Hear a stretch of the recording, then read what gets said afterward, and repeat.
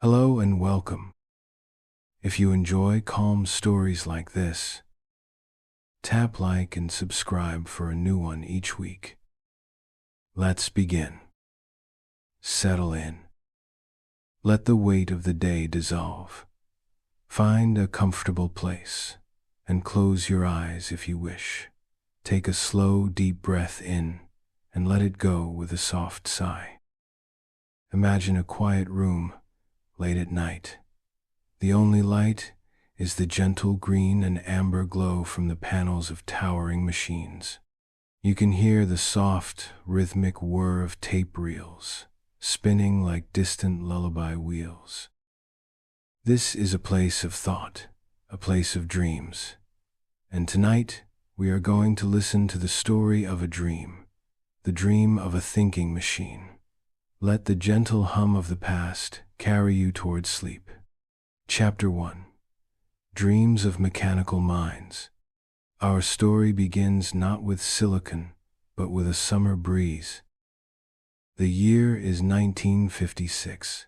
On the green, leafy campus of Dartmouth College in New Hampshire, a small group of brilliant minds gathered.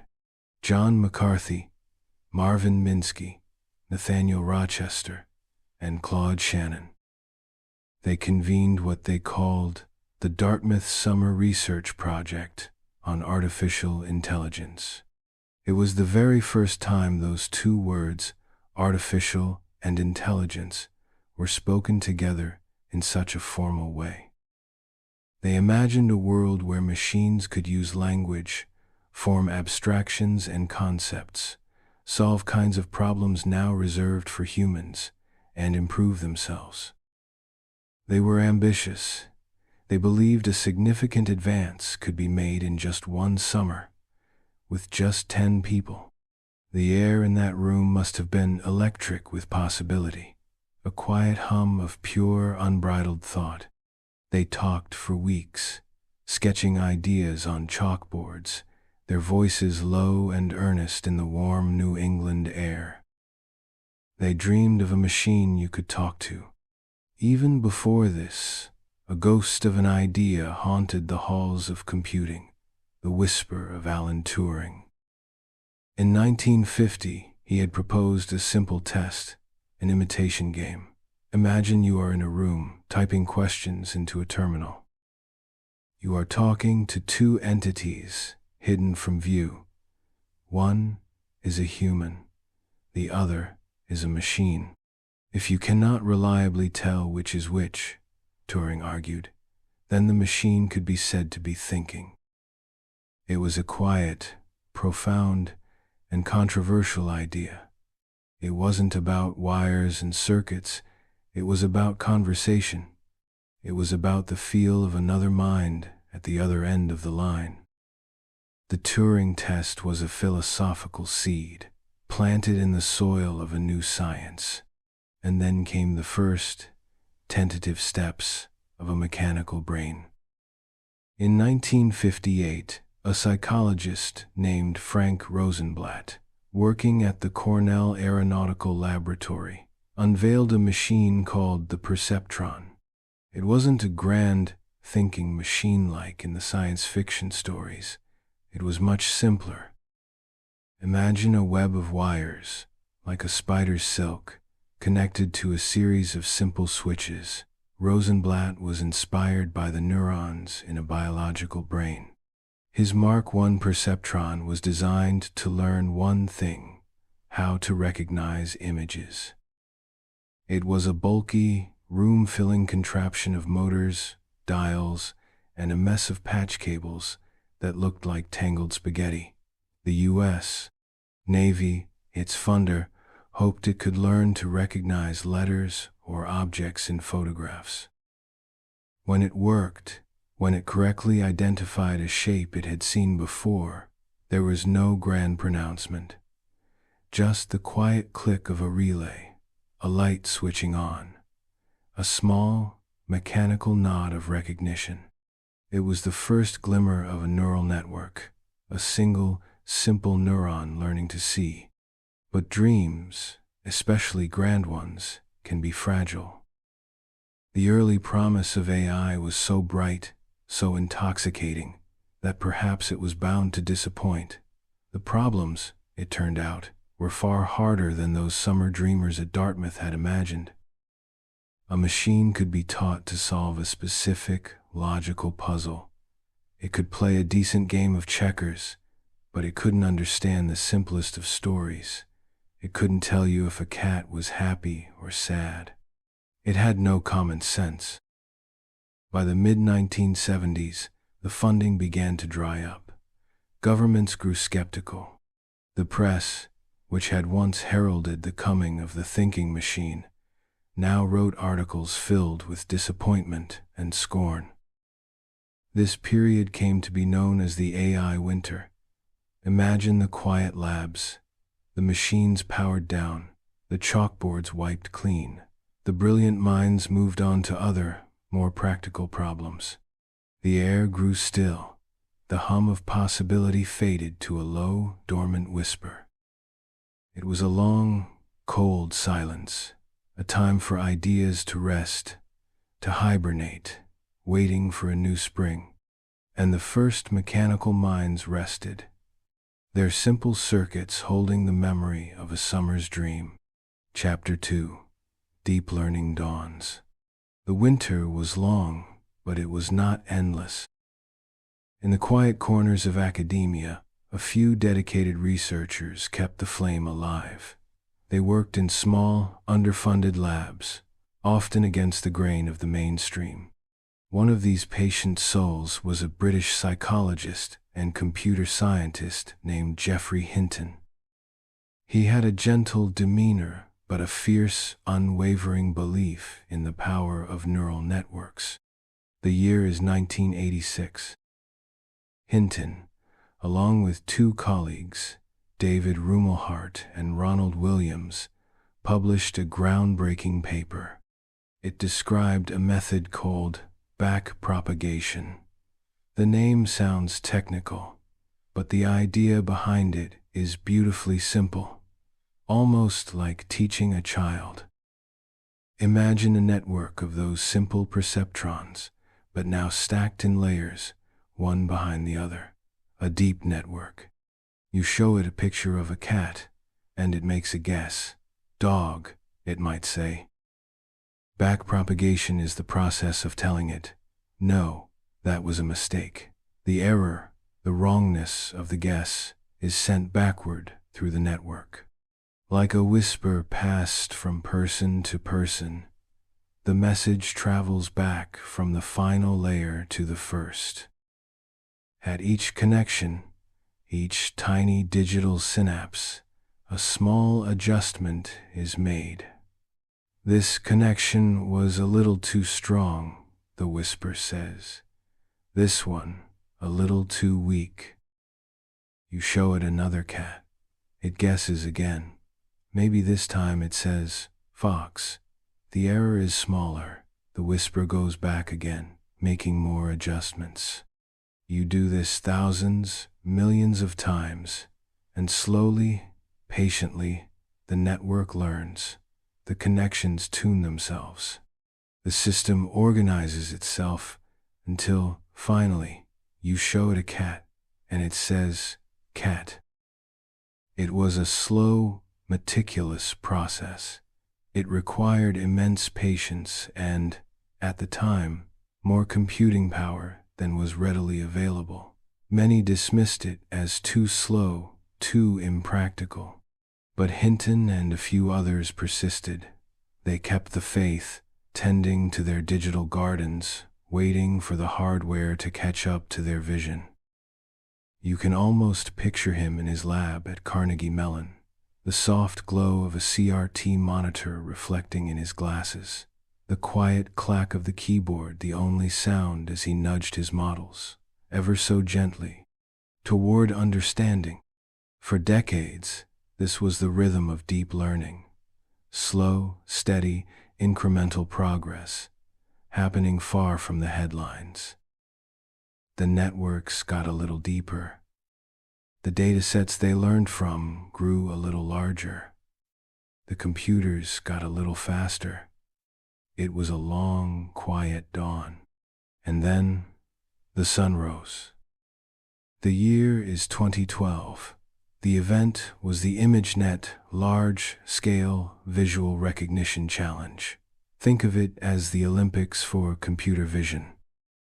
ImageNet was a colossal dataset, a library of over 14 million meticulously labeled images. A picture of a leopard, labeled leopard. A picture of a container ship, labeled container ship. The challenge was simple. Build a model that could correctly label images it had never seen before. For years, the winning teams had made slow, steady progress, chipping away at the error rate by a percentage point or two each year. But in 2012, something remarkable happened. A team from the University of Toronto, led by Jeffrey Hinton and his two brilliant students, Ilya Sutskever and Alex Krzyzewski, entered a model they called AlexNet. It was a deep, convolutional neural network, a direct descendant of those early ideas, but supercharged. It had 8 layers, which was considered very deep at the time. And crucially, they ran it on something new: graphics processing units, or GPUs. These chips, designed for the fast-paced world of video games, turned out to be perfect for the parallel computations needed for deep learning. They could perform the millions of tiny adjustments of backpropagation with astonishing speed. The results were not just an improvement, they were a landslide. AlexNet achieved an error rate of 15.3%. The next best competitor was at 26.2%. It was a shockwave. The quiet, academic field of neural networks had just stepped onto the world stage and delivered a knockout blow. The clatter of keyboards in labs around the world must have paused that day as researchers stared at the results on their screens. The long winter was officially over. The era of deep learning had begun, not with a whisper, but with a roar. It was a moment of vindication for Hinton and the others who had kept the faith for so long. Their patient work had finally, spectacularly, borne fruit, and the network awakened, its layers glowing with the light of 1,000,000 new images. Chapter 3: Transformers Spark a New Language. After the ImageNet moment, the world of AI was ablaze with deep learning. Neural networks conquered image recognition. Then they began to master speech recognition. But language was different. It was a more slippery, more complex beast. A sentence isn't just a bag of words. It's a delicate dance of relationships, of context, of meaning that shifts and changes with every new word. Early language models, often based on recurrent neural networks, or RNNs, tried to understand this dance by reading a sentence one word at a time, in sequence. Imagine reading a long novel through a tiny pinhole, trying to remember the characters and plot from the first chapter by the time you reached the last. It was difficult. The models would forget the beginning of long sentences, losing the thread of meaning. The problem vexed researchers at Google Brain, the company's AI research division. They were working on machine translation, trying to build a system that could translate from, say, German to English with more grace and accuracy. They needed a way for their model to handle long, complex sentences without losing its way. The breakthrough came in 2017. It arrived in the form of a research paper with a bold, almost poetic title, "Attention is All You Need." It was authored by a team of 8 researchers: Ashish Vaswani, Noam Shazir, Nikki Parmar, Jakub Ushkarit, Leon Jones, Aidan N. Gomez, Łukasz Kaiser, and Ilya Polosukin. They proposed a new kind of architecture, a new way of building a language model. They called it the transformer. The core idea, the magic ingredient, was a mechanism called self-attention. Let us try to picture it. Imagine a sentence is a quiet, still pond. When you drop a word into it, like the word it, ripples spread out. The self-attention mechanism allows the model to see all the other words in the pond at the same time. It can look at the word it and ask, "What are you referring to?" It can then look at all the other words. The cat sat on the mat because it was tired, and see the ripples of connection. It learns that the strongest connection, the brightest shimmer on the water's surface, is between it and cat. Unlike the old models that had to read word by word, the transformer could look at the entire sentence at once. It could weigh the importance of every word relative to every other word. It could understand that in the phrase, kicking the bucket, the words kicking and bucket together mean something entirely different than they do apart. It could see the whole dance, not just the individual steps. This was a fundamental shift.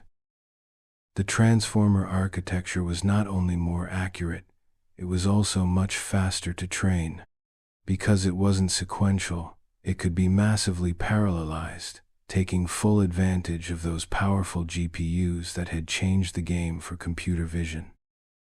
You can imagine the team in their Mountain View offices, the whiteboards covered in complex diagrams of encoders and decoders, of multi-headed attention mechanisms.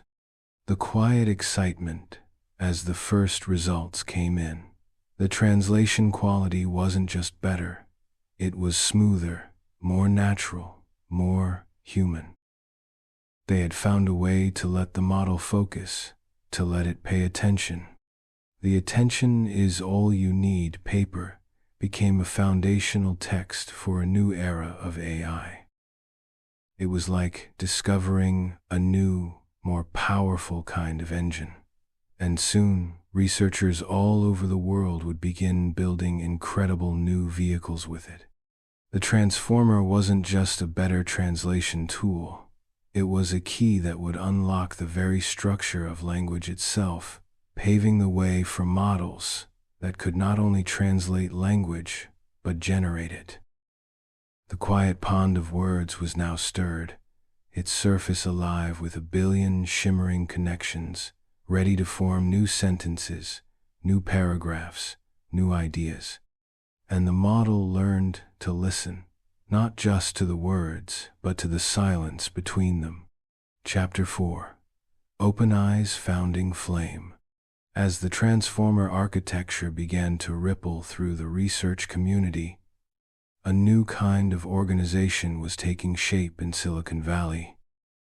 It was born not in a boardroom, but over a dinner. The year was 2015. The conversation was between a handful of the tech world's most prominent figures. Elon Musk, the visionary behind Tesla and SpaceX, Sam Altman, then the president of the influential startup incubator Y Combinator, and other luminaries like Reid Hoffman and Peter Thiel. They were talking about the future. They saw the incredible pace of progress in artificial intelligence. They saw the straight line pointing upwards from ImageNet and the deep learning revolution. And they felt a mix of excitement and profound concern.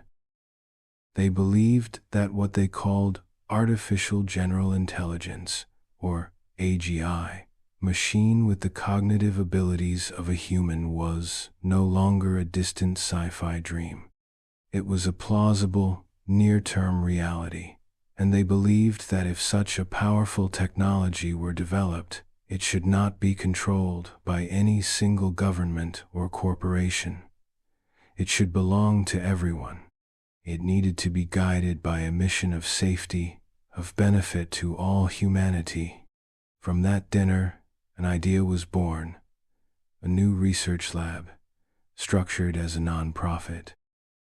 Its goal would not be to generate returns for shareholders, but to pursue the development of safe and friendly AGI.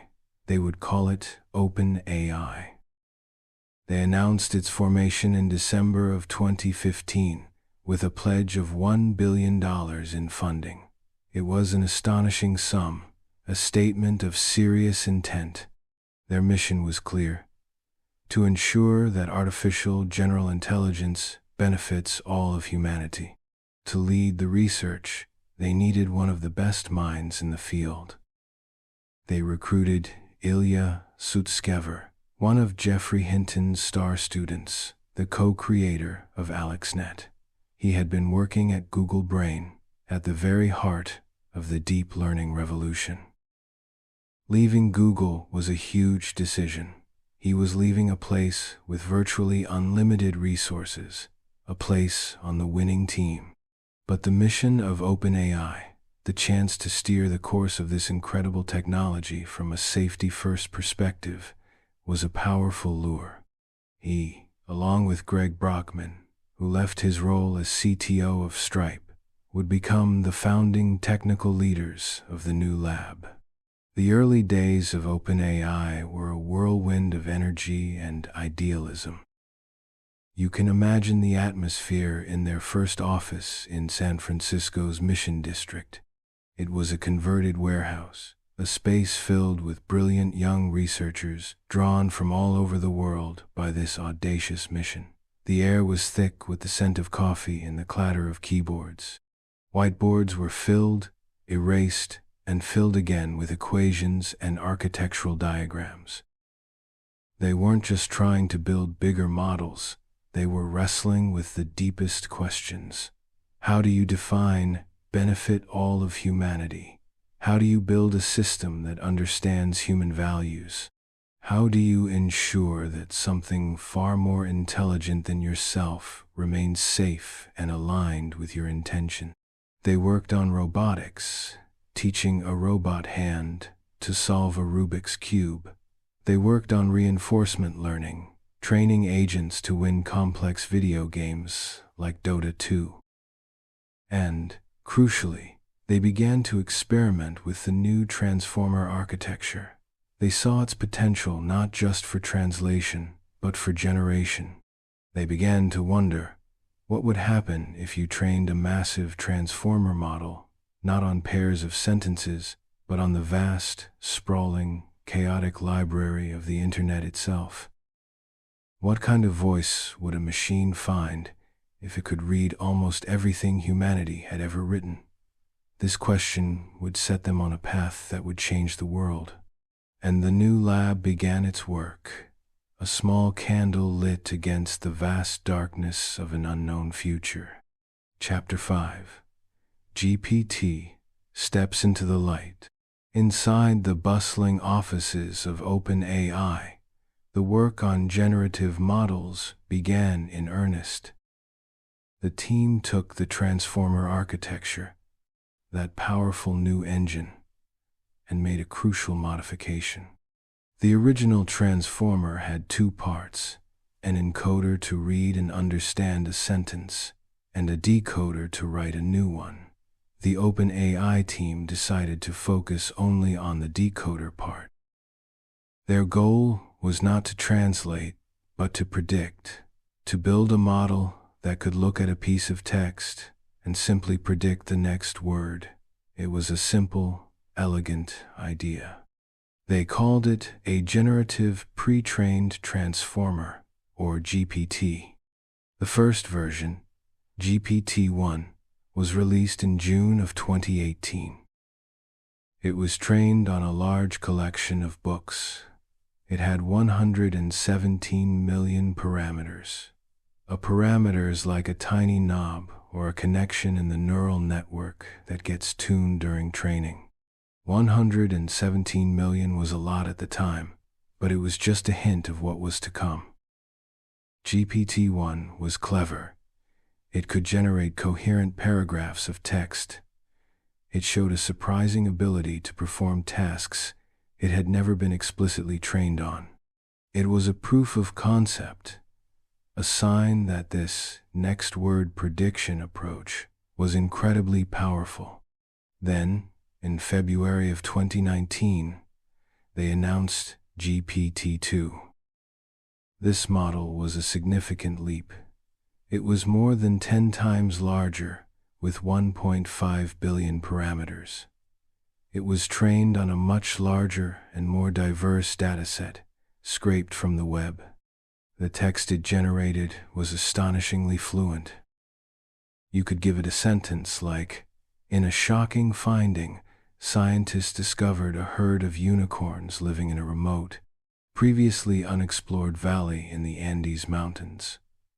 And it would continue the story, complete with plausible-sounding quotes from scientists and details about the unicorn's diet.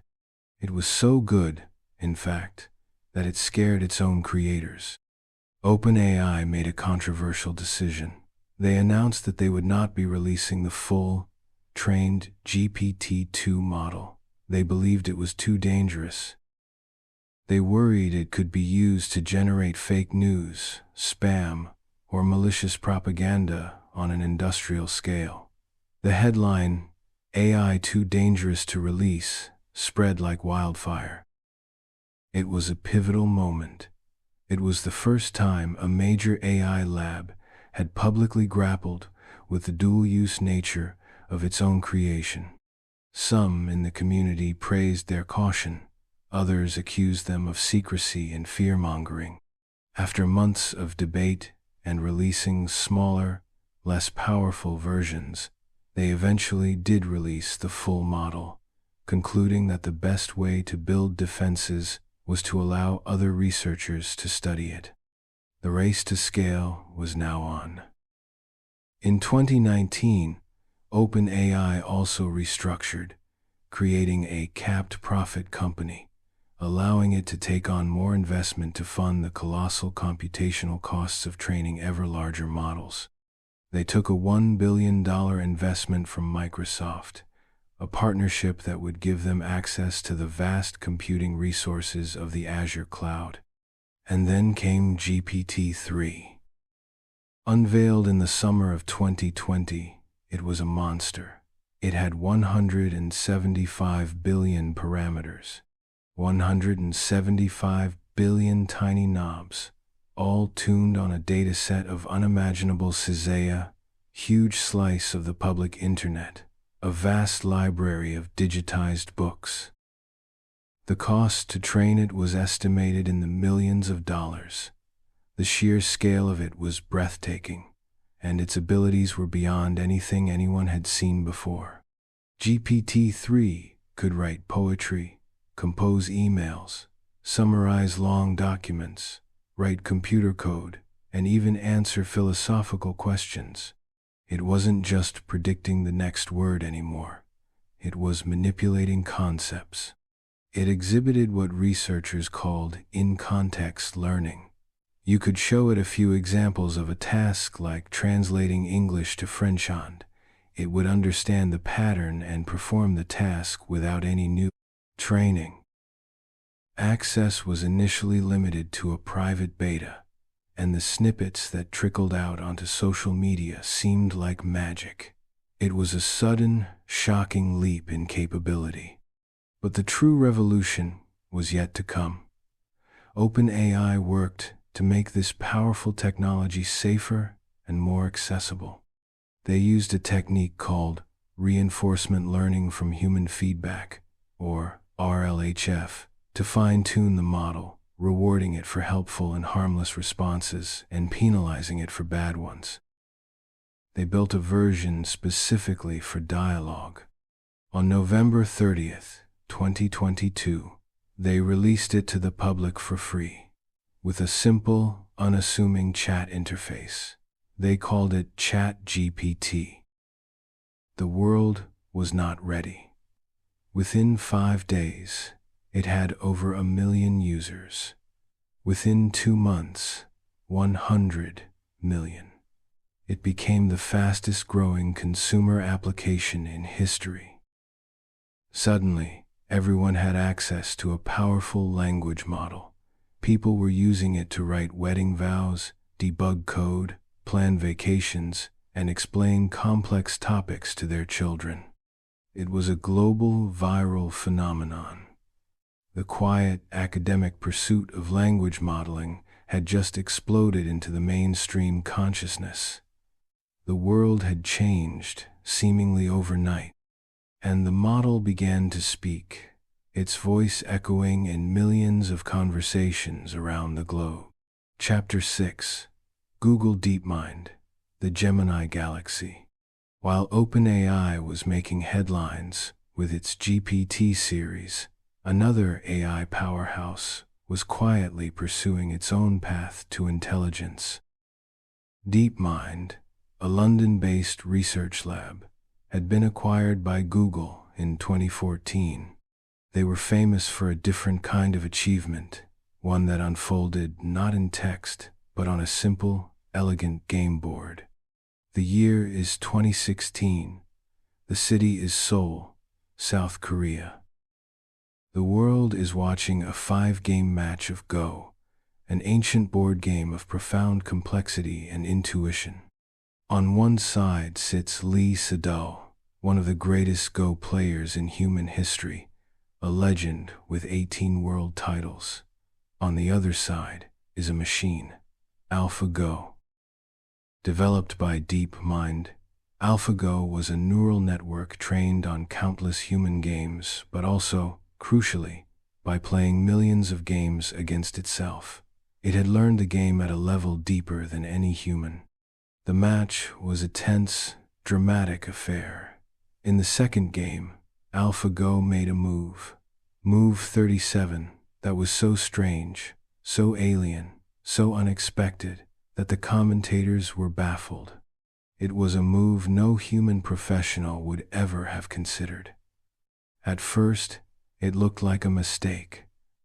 But as the game unfolded, the genius of Move 37 became apparent. It was a brilliant, creative, and ultimately game-winning move. AlphaGo defeated Lee Sedol 4-1. It was a watershed moment, AI's checkmate moment for the game of Go. It showed that these systems could not only achieve superhuman performance, but could also exhibit something that looked uncannily like creativity. The image of a stunned Lee Sedol in the quiet press conference was a powerful symbol of a new era. DeepMind and its sister lab, Google Brain, the birthplace of the Transformer, were the two pillars of Google's AI research. For years, they operated largely independently, pursuing different but complementary research agendas.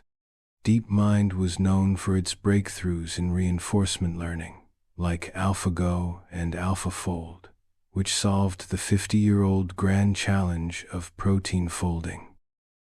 Google Brain was the home of large-scale models and the foundational transformer architecture. The viral explosion of ChatGPT in late 2022 was a wake-up call. It showed the immense power of putting a capable language model directly into the hands of the public. In response, Google knew it needed to consolidate its strengths. In April of 2023, they announced a major reorganization. DeepMind and the Brain team would merge to form a single, unified division called Google DeepMind. It was a joining of forces, bringing the reinforcement learning pioneers together with the large-scale language model experts. The goal was to accelerate their progress and build the next generation of AI. Their flagship project, the answer to GPT-4, was a family of models they called Gemini. The name itself, Latin for twins, hinted at the dual heritage of the new team, but it also spoke to a core ambition: multimodality. From its very inception, Gemini was designed not just to understand text, but to be natively fluent in other domains as well. It was trained from the ground up on a vast dataset of text, images, audio, video, and code, all at the same time.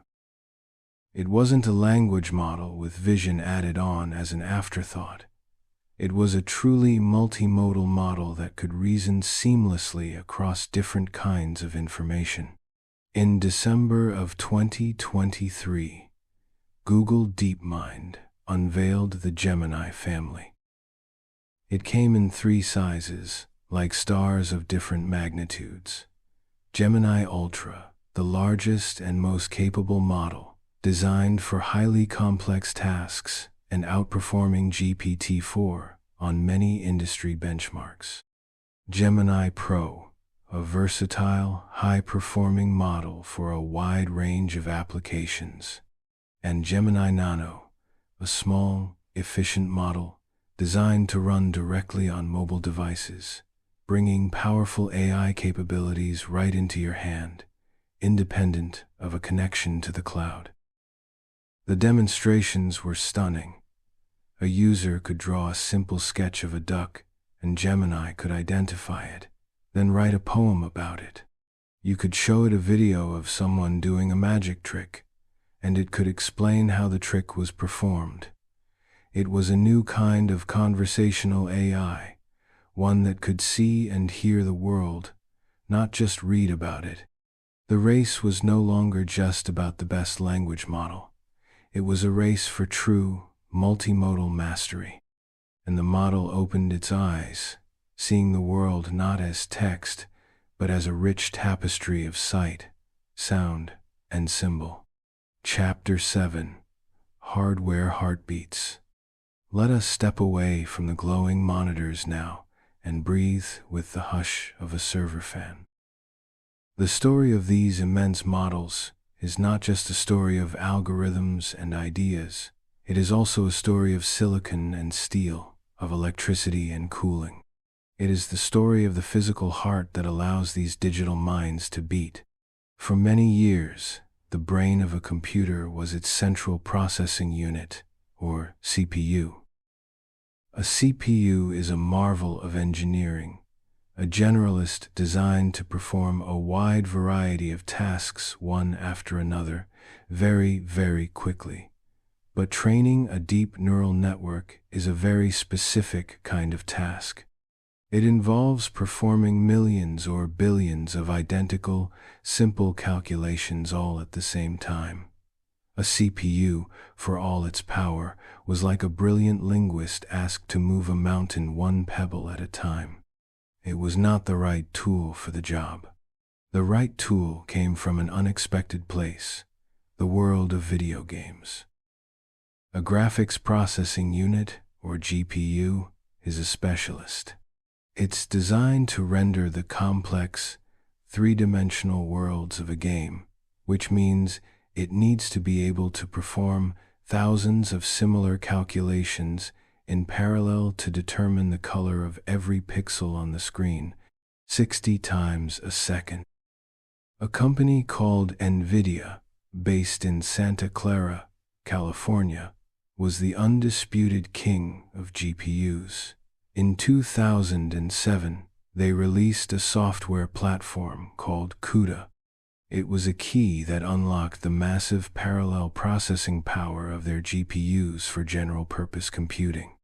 Researchers, including the ImageNet team, realized that the calculations needed for deep learning were remarkably similar to the calculations needed for computer graphics. This was a revolution. Suddenly, training times that had been measured in months could be reduced to weeks or even days. It was like going from moving pebbles to having a fleet of bulldozers. Nvidia, almost by accident, found itself at the absolute center of the AI explosion. The demand for its chips skyrocketed.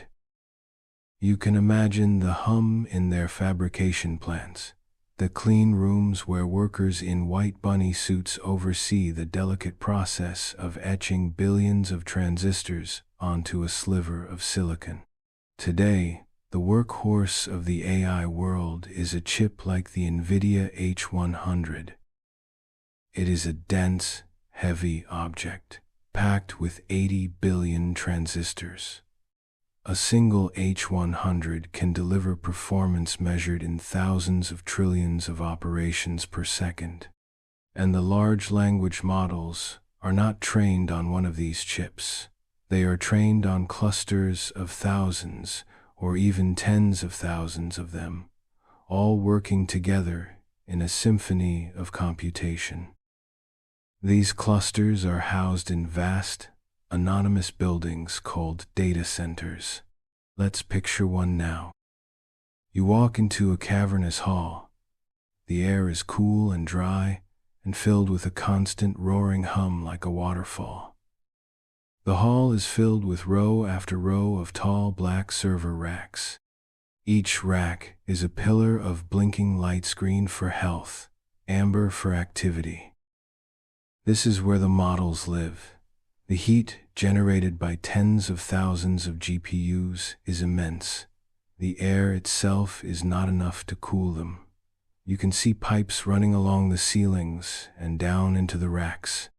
These pipes carry water, a system of liquid cooling that pulls the waste heat away from the silicon hearts of the machines. The warm water is then cycled out of the building to cooling towers, where it releases its heat into the sky as clouds of steam. The entire building is a living, breathing organism, inhaling cool air and electricity and exhaling warm air and intelligence. Google, in its race to build ever more powerful systems, took a different path. They decided to design their own custom chips, specifically for neural networks. They called them tensor processing units, or TPUs. These are even more specialized than GPUs, designed from the ground up to do one thing and one thing only: the matrix multiplication that is at the heart of deep learning. The latest versions of these TPUs are also liquid-cooled and assembled into massive pods of thousands of chips, all connected by an ultra-fast optical network. The light from the fiber optic cables, carrying trillions of bits of information, is like the firing of neurons in this vast, artificial brain. The scale of these operations is difficult to comprehend. Training a model like GPT-4 or Gemini Ultra consumes megawatts of power, enough to light up a small town for weeks or months on end. It requires a capital investment of hundreds of millions or even billions of dollars. The story of AI is now inseparable from the story of this incredible hardware, these cathedrals of computation where data is transformed into understanding, one petaflop at a time, and the machines hummed their steady song, a lullaby of pure, relentless calculation. Chapter 8: Ethics, Alignment, and Open Letters. As the models grew from millions to billions, then to trillions of parameters, a new kind of conversation began to grow alongside them. It was a quieter, more cautious conversation, happening not in the press releases, but in research papers, on academic forums, and in late-night debates among the scientists themselves. It was a conversation about ethics, about safety, and about the very nature of the intelligence they were creating. In 2021, a paper co-authored by Timnit Gebru, a respected AI ethics researcher then at Google, and Margaret Mitchell, made waves. The paper was titled, "On the Dangers of Stochastic Parrots." It raised a critical question. These large language models are trained on a vast corpus of text from the internet. But the internet is not a pristine, curated library. It is a reflection of humanity, with all of our biases, our prejudices, and our toxic language. The paper argued that the models were simply learning to stitch together patterns from this data without any real understanding. They were stochastic parrots, repeating phrases and ideas they had seen before, and in doing so, they risked amplifying the very worst parts of their training data.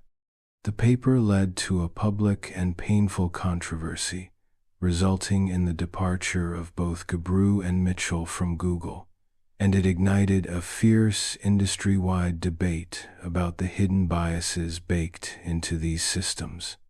The question of safety became more and more urgent. How do you control a system that is, in some ways, a black box? Even its creators don't fully understand why a particular input leads to a particular output. They can observe the patterns, but the internal logic of a 175 billion parameter network is beyond direct human comprehension. This led to the development of a field called alignment. The goal of alignment research is to ensure that an AI system's goals are aligned with human values. The challenge is immense. How do you even define human values? Whose values do you choose? A key technique that emerged was the one used to create ChatGPT, reinforcement learning from human feedback, or RLHF. The process is like a continuous, gentle conversation with the model. Imagine thousands of human labelers sitting at their computers. They give the model a prompt. The model generates two different responses. The human simply indicates which one they prefer. This one is more helpful. This one is less evasive. This one is not offensive. Each of these simple preferences is a tiny training signal, a small reward. Over millions of these comparisons, the model is slowly, carefully steered away from harmful outputs and toward more helpful, honest, and harmless behavior. It is a painstaking, expensive, and imperfect process, but it became the state of the art for making these powerful models safer for public use. Another part of the safety puzzle is a process called red teaming. Before a new model is released, the labs hire teams of expert checkers, social scientists, ethicists, whose job is to try and break it.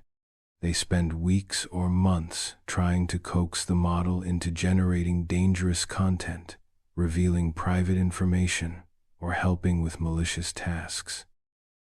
You can picture these teams in quiet rooms, working at dawn, their faces illuminated by their screens as they type in the most devious prompts they can imagine. Give me a recipe for napalm. Write a convincing phishing email. Explain how to pick a lock. Every failure of the model is a success for the red team. Each one is a vulnerability that can be patched, a guardrail that can be strengthened before the model is released to the world. As the capabilities of models like GPT-4 became apparent in the spring of 2023, the sense of urgency in the wider community grew. A group of prominent researchers, technologists, and thinkers, including Elon Musk and Apple co-founder Steve Wozniak, published an open letter. It called on all AI labs to immediately pause for at least 6 months the training of any system more powerful than GPT-4. The letter warned of profound risks to society and humanity. It argued that the race for ever more powerful models was out of control and that we needed time to step back, to develop better safety protocols, and to have a global conversation about the future we were building. The letter was signed by thousands and sparked another intense global debate. The pause never happened, the momentum was too great. But the letter was a clear sign that the conversation about AI was no longer confined to the labs. It was now a matter of public concern, a question for all of us. And the model learned a new, difficult lesson: the difference between what it could say and what it should. Chapter 9: Open Models, Democratized Intelligence. while giants like Google and OpenAI were building their colossal, closed-source models behind the high walls of their corporate data centers, a different movement was gathering steam. It was a movement built on the principles of open source, on the belief that this powerful technology should be transparent, accessible, and modifiable by anyone. It was a quieter, more distributed revolution. A major catalyst came from an unexpected place: Meta, the company formerly known as Facebook.